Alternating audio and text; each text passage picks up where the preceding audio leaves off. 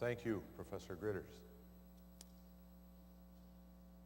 Considering that the inspired Apostle Paul was compelled to speak of the foolishness of preaching, many in the world today would find it astounding that so many would gather to consider John Calvin as a preacher. Calvin's contributions were many. Even the world recognizes the impression he left not only upon Geneva, but in Europe and spreading to North America. But the one thing Calvin himself would be remembered for, I have no doubt, is that he stood before God a faithful preacher of the gospel.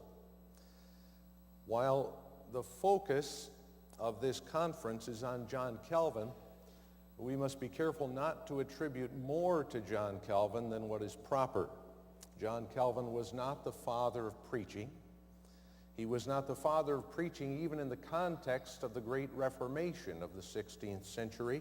He was a second-generation reformer, following the path marked out by Martin Luther, Ulrich Zwingli, and other reformers who had brought to the church a renewed emphasis upon preaching, expository preaching, and who had witnessed the powerful divine effects of that preaching.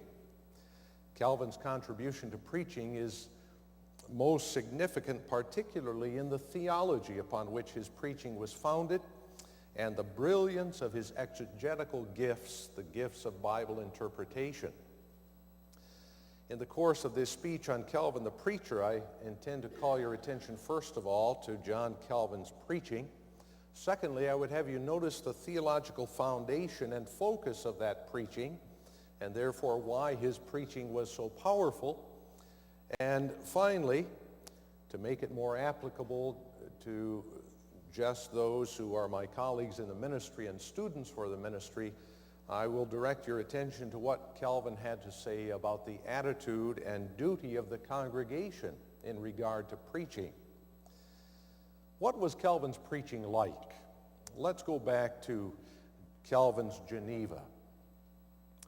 The first day of each week in Geneva began with a sermon at daybreak, 6 a.m. from Easter to the 1st of October, and 7 a.m. in the winter months. Another service was held at 9 a.m.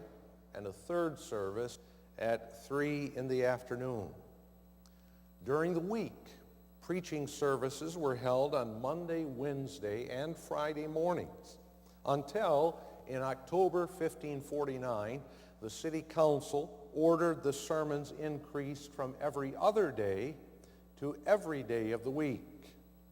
John Calvin himself preached every day, every other week, and twice on Sunday for a total of 10 sermons every 2 weeks.